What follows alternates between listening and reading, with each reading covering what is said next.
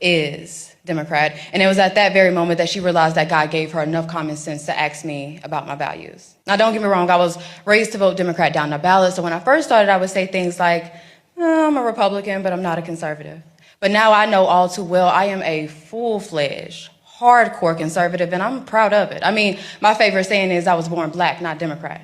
But in all seriousness, whenever I began to think for myself politically, the choice was easy. I mean, why would I want to belong to a party whose mission is to infringe on the Second Amendment as if a criminal would ever participate in something like a mandatory buyback? Why would I want to belong to and endorse a godless party? Because there is no such thing, and I mean no such thing as a trans child. We have confused children and sick, enabling adults.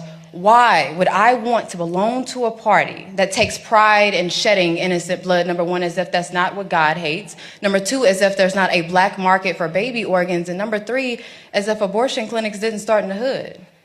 Because if you think Trump is bad, you should research exactly who Margaret Sanger was. But speaking of the black community, why would I want to belong to a party who's responsible for the foundation of the Triple K?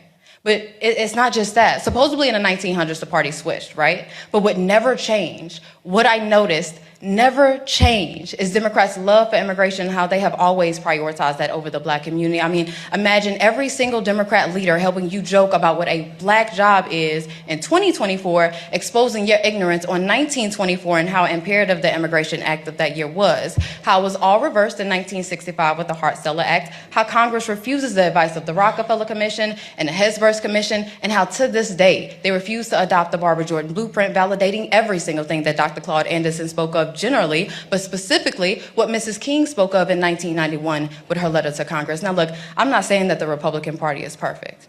No, nobody's perfect. What I'm saying is I side with Malcolm X when he said that the liberals were the worst thing that could ever happen to the Western Hemisphere, but y'all ignore that, just like how y'all ignore LBJ saying, and I quote, "I'm going to have Negroes voting Democrat for the next 200 years, and by God, 60 years later, I see no sign of recourse, but rest assured your vote is your voice, even if it is a whisper."